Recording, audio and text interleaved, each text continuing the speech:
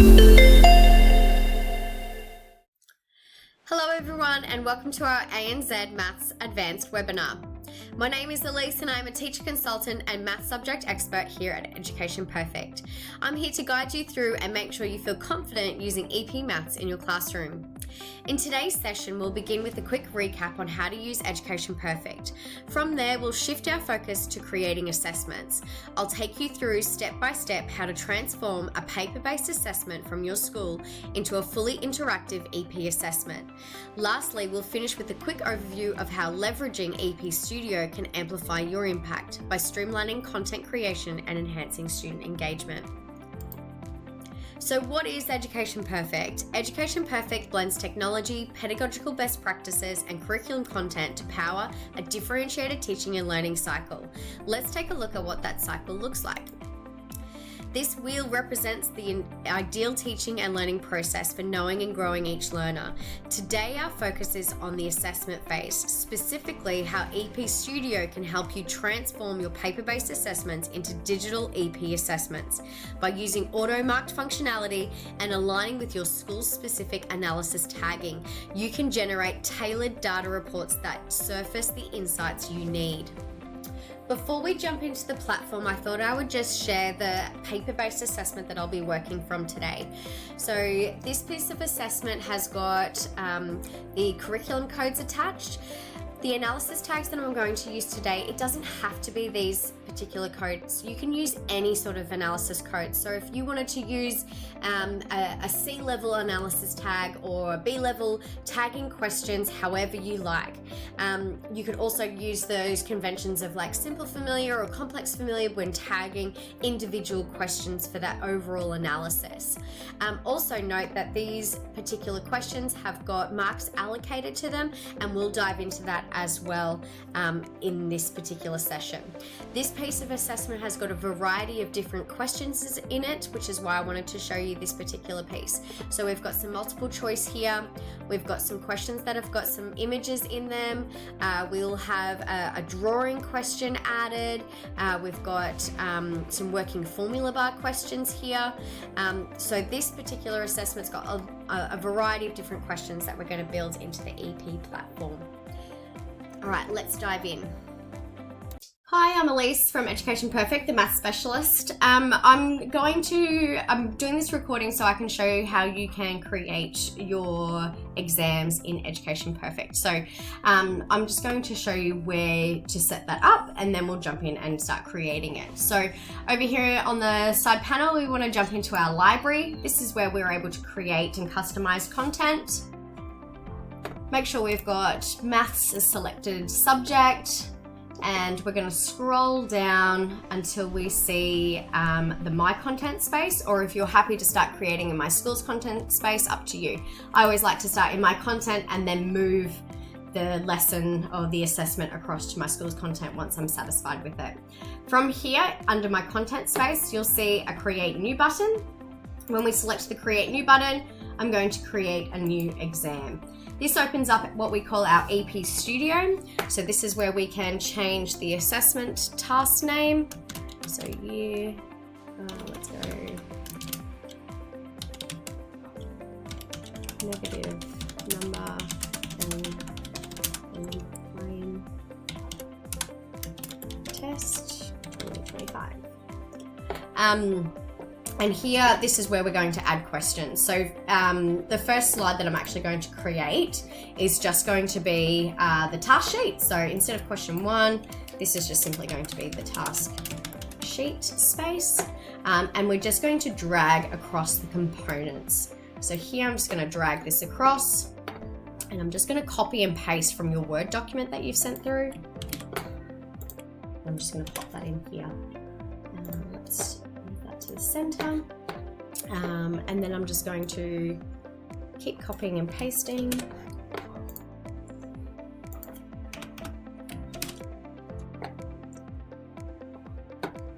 And then I might add a next slide, and this one here, I might do this one as the instructions. Again, I'm just going to copy and paste, drag across,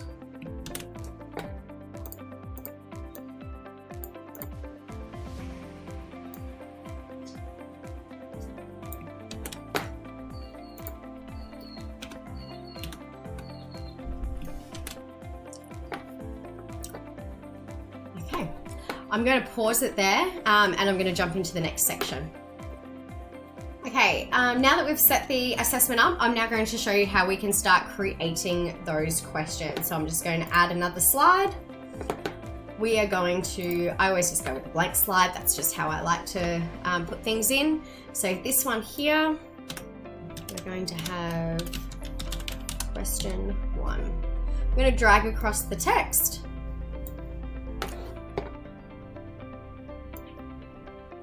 Copy and paste from that Word document, paste it in, and then it's a multiple choice question. So I'm going to drag across that component and I'm going to put in those options.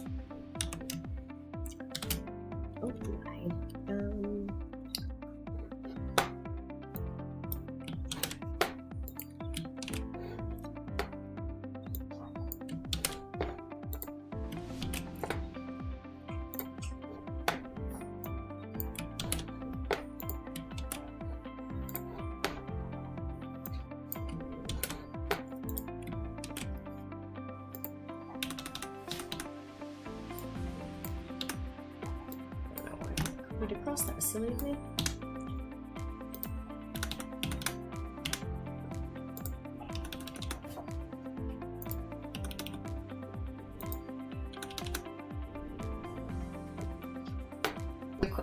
Questions in, then you just need to decide which one is the correct one. So we're just going to select that one and make that one a wrong one, and then we are done. So which of the following is incorrect, and then we've got our question set up here. I'm just going to save that question and move on to the next one. I'm going to do this for the next couple of questions, and then I'll come back to when we start the short response. We're up to question 9, so I thought I'd just do a different recording for question 9 just because it has an image involved. So same thing, just going to drag across the text. I will let the students know that they need to look at the image below. And now I'm just going to drag across the image component. So what I've done is I've just snipped the image from your exam, and I'm just going to pop it in here. And there's that image, upload, done. So there's the image that sits in there. And now I'm going to add those multiple choice components to it. So add the multi-choice. Oh, hang on, let me write the instructions first. Whoops. Text. Copy and paste the actual question. Okay, and now I'm just going to scroll down a little bit and add that multiple choice question in there.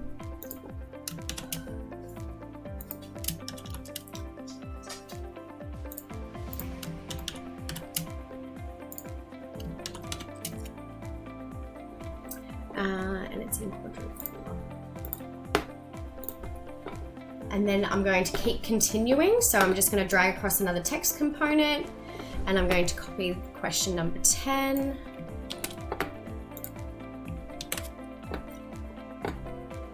And now I'm just going to drag across that multiple choice component, and I'm going to pop in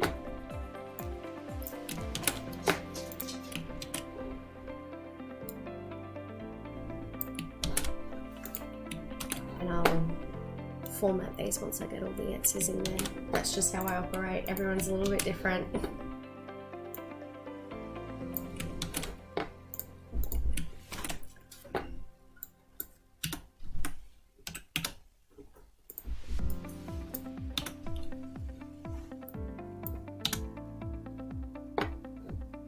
Done.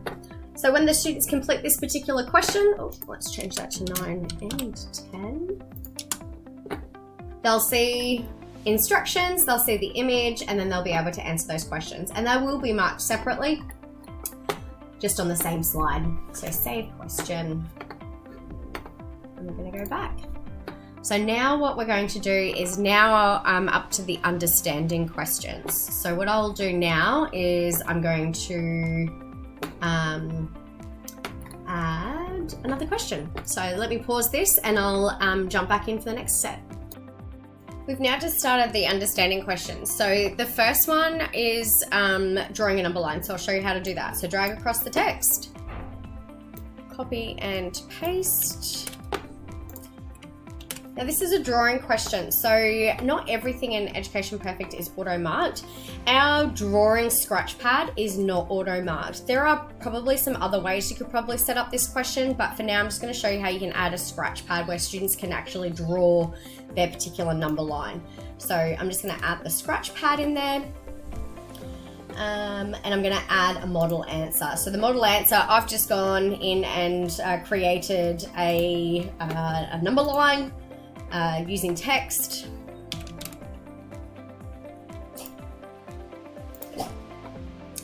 And there's my number line, so I'm just going to upload that. And so that's what the model answer is, so that teachers have got at least a reference point on the number line that they've done. So done. So students will have the opportunity to draw their number line, and then they'll be able to, you'll have that marking guide as well. So students are able to use a line to draw, and then they can use freehand to draw in their numbers. So that's a number line. Okay, so I'm still in the understanding up to question number 2. This one here we're going to complete as a fill in the gaps. So I'm just going to copy the question, and now we're going to drop in a fill in the gaps. Now with this one we're going to complete a text box, and we're just going to put in the correct answer. So that would be minus 28 minus 19. Minus 5. Just put a little bit more space in between these. Minus 0. 14. And 35. And now what I'm doing is I'm just going to say that I'd like that as the text box. And that's the answer. Text box, that's the answer. Text box, that's the answer. Text box, that's the answer. Text box, that's the answer. Text box, that's the answer.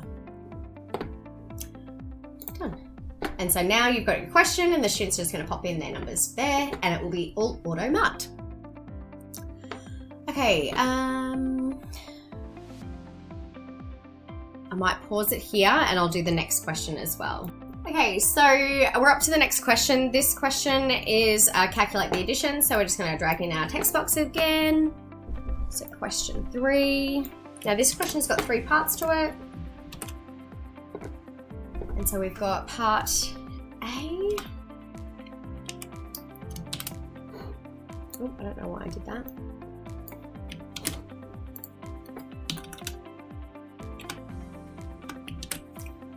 And now we're going to drag across our working formula bar. So this allows us to put in the correct answer as to how we expect students to respond to it. It can be a full working formula. And we're just going to simply put in a number here. So pop in equals minus 9. I want that line marked.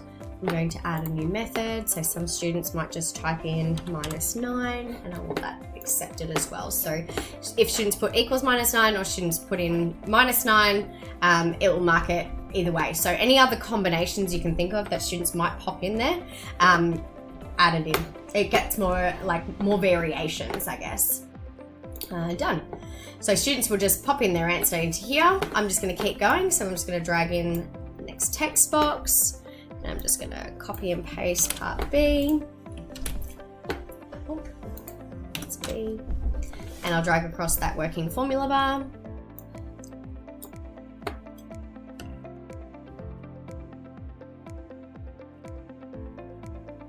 And pop in the answer.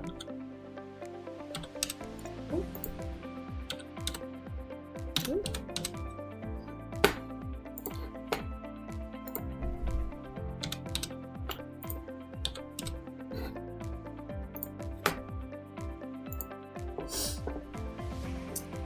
And so forth. So I'll drag across that text box. We'll get into C. Actually, I'll do C as well. Text. And C.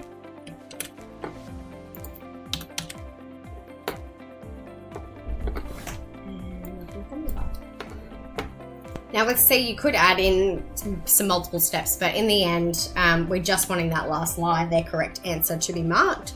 So -6, marked, new method, -6. Oh, do it again. Done.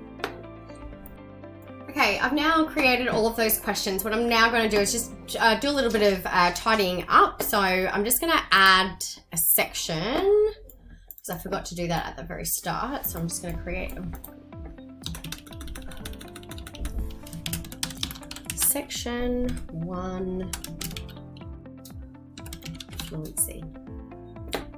And now that I've created section 1 fluency, what I'm going to do is I'm just going to minimize section 3 and I'm just going to start moving these questions down into that section 1. So I'm just going to move these questions down.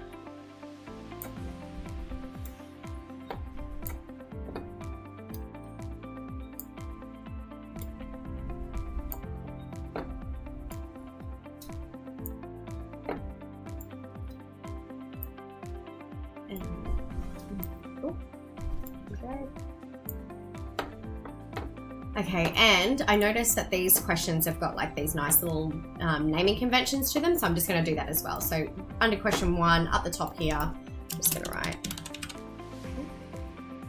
section 1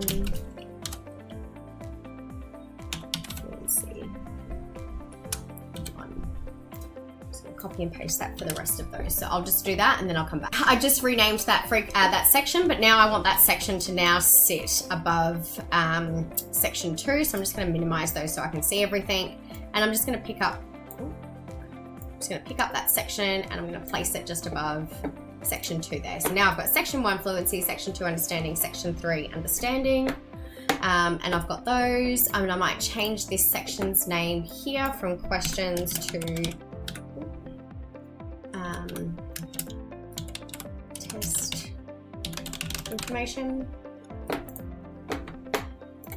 Okay, so what I wanted to show you now is that underneath each of these, we can see the little lightning bolt here beside the 1 point.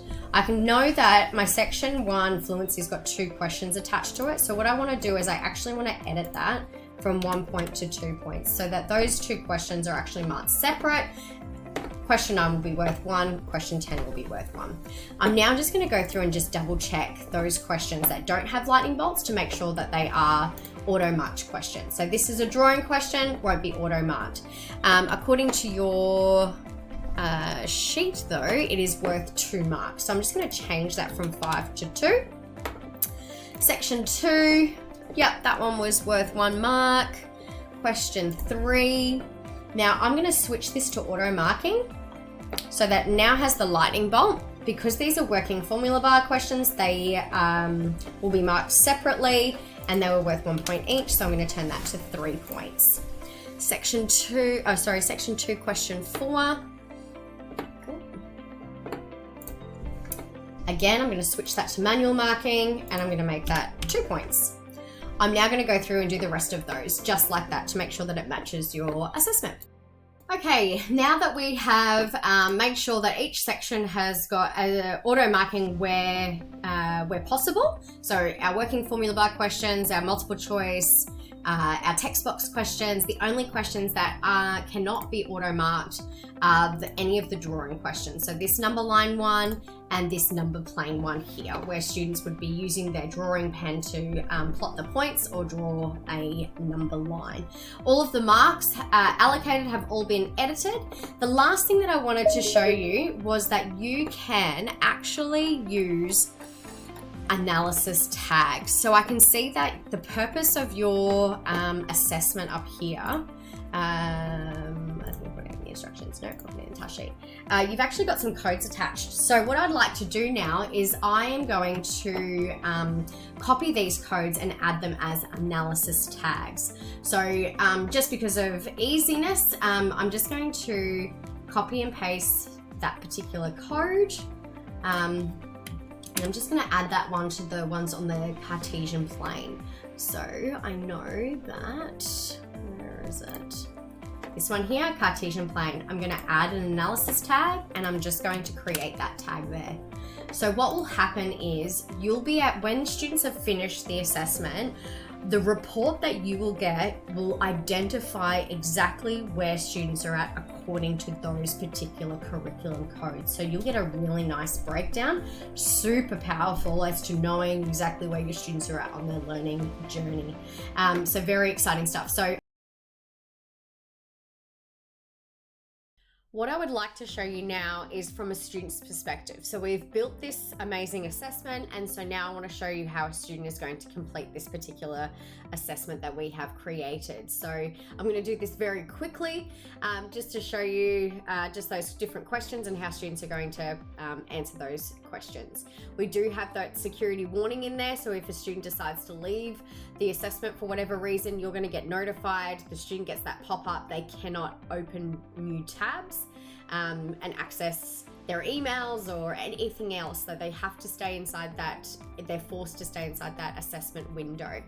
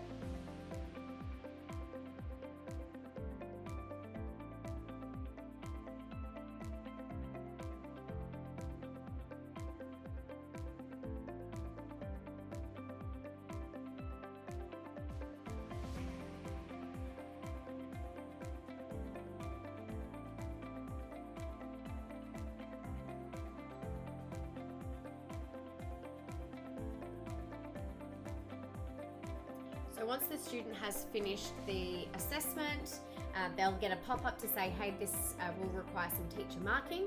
So now I'm going to go back in to a teacher's perspective just to show you what that's going to look like.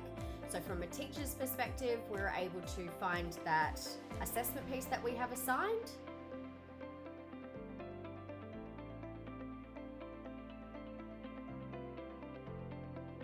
From here, we can look at the monitor screen, so we'll be able to see when the students have been disengaged, they've tried to exit the assessment, and we'll be able to also look at their responses. So we'll be able to mark that assessment accordingly, looking at what questions require teacher marking. We'll be able to adjust the marking scheme. We'll be able to check all of the students' responses, adjust any of the marking. So if we feel like they need park marks somewhere, we'll be able to do all of that as well.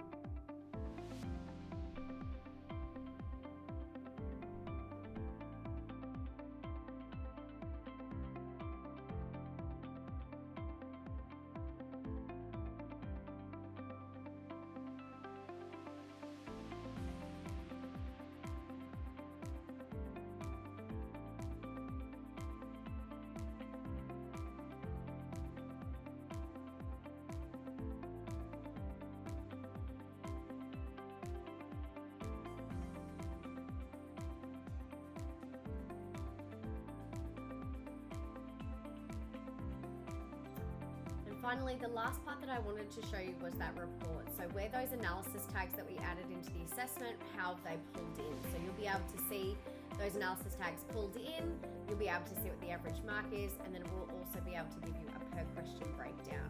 Powerful thing with the per question breakdown is that we were then able to select particular questions and identify mistakes and pull out common mistakes, and then be able to redirect learning accordingly.